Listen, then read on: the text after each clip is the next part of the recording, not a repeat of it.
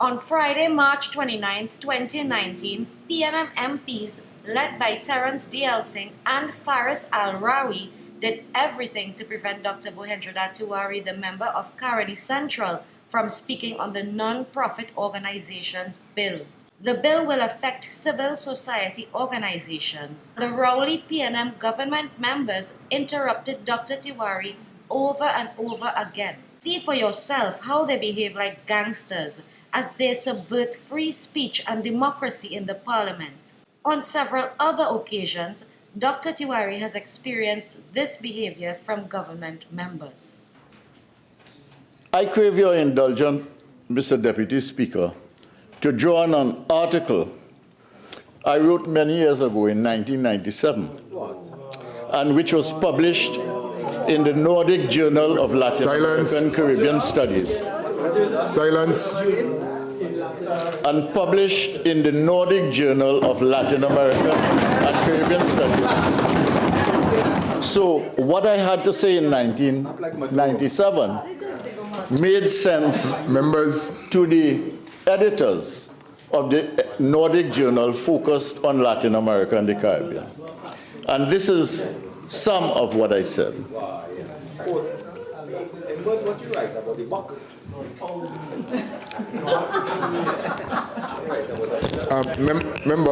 Member, 1 second. Members, please. I would like to hear the discourse of the member for Caroni Central. Yes. So please, the crosstalk across the floor. Minister of Finance, Oropuchis, please. Yeah. Thank you very much, Mr. Deputy Speaker. One commentator writing on activities in the 1970s and 1980s has pointed out, and Mr. Deputy Speaker, stand in order 48.3. This is an intellectual engagement.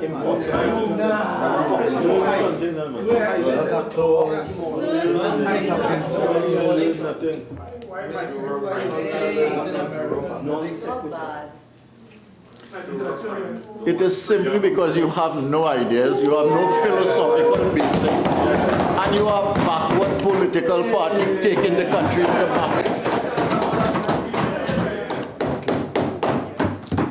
But organizations that sustain the social fabric and that sustain the political democratic process, and the philosophical position that they have is what influences a bill such as this. And I will explain again, and I ask for your protection, Mr. Deputy Speaker, because I know that they are going to stand up again or raise issues again. Because you see, in our manifesto of 2015, all right, we talk on page 17. We talk on page 17 of strengthening governance and institutional arrangements. The state provides the institutions and infrastructure that enable the economy and society to operate. Its ability to carry out. Standing order 48.1 again, please. Mention a clause at least. You roll up the scanner round. Overruled. Proceed.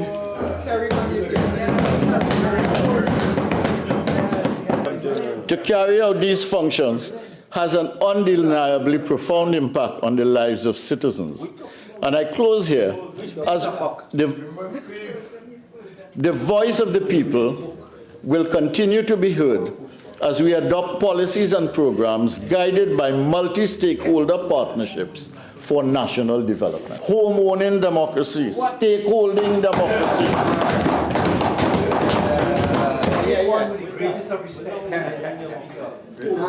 Cannot, as the draft of this bill, find any relevance. I'm asking for your humble consideration. What is this standing order? 48.1, you there? I apologize. Member for Naparima, I didn't think the question was directed towards you. Please, please, please. Member for St. Anne's, please.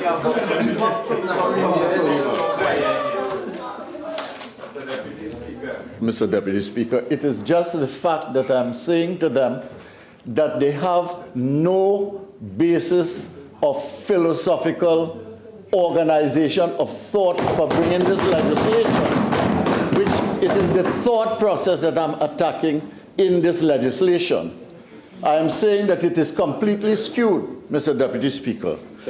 Equity, collaboration, Deputy cohesion. Speaker, Standing Orders 55(1)B and 48(1). Please. What we say no crosstalk.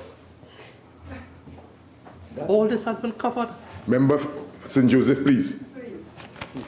Overruled, proceed. Thank you very much, Mr. Deputy Speaker. Thank you very much. It should be seen in the context of which Oropuch East and which Separia have spent a copious amount of time on. Civil, I ask for your ruling.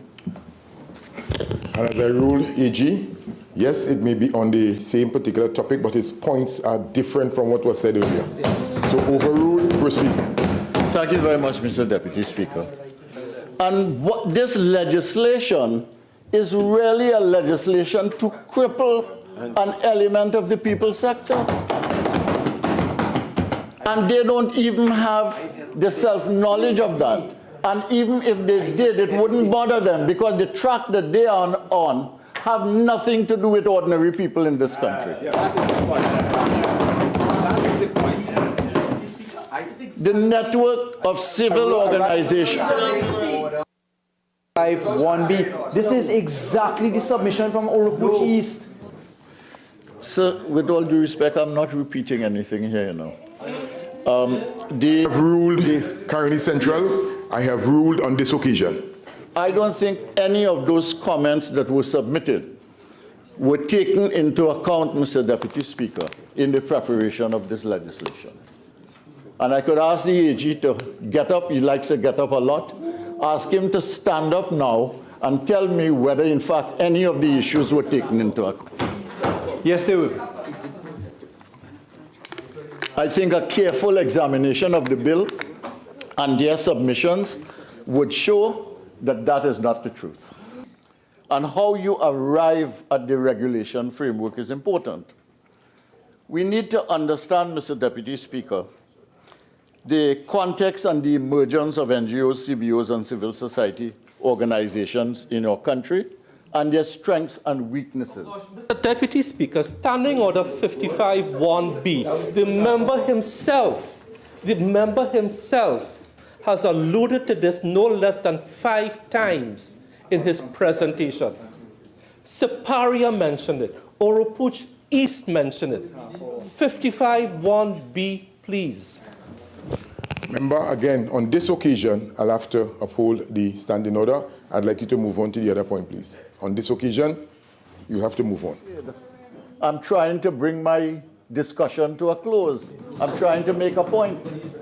I feel that the government is being unreasonable, Mr. Deputy Speaker, and you cannot uphold them in that. I mean, your job is to arbiter in a fair manner.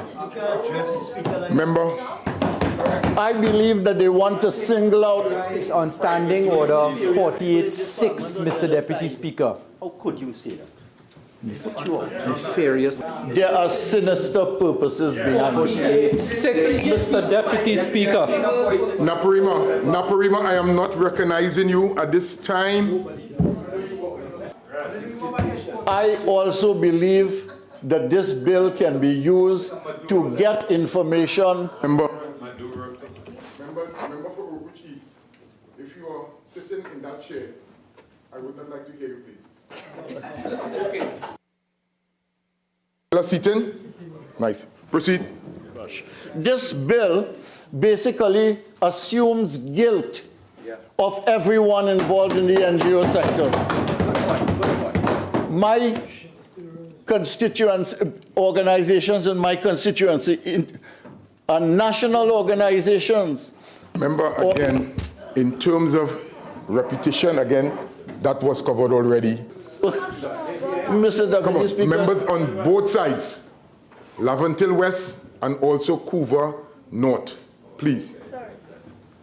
If I mention the Red Cross or I mention that organization that is helping Venezuelan refugees. Mr. Deputy Speaker, Standing Order 55(1)B. Please. Again. Member, in all fairness, Are we going to mention every NGO? Member for St. Jude. Shouldn't the state be more accountable as they are asking the NGOs to be accountable? I think that is very important. That's why I was raising the other matter of public money. Because, Mr. Deputy Speaker, I think this legislation is all skewed. I think the whole intent of it is not what is being said. And I think because of that, the draconian provisions cannot be allowed. Well said.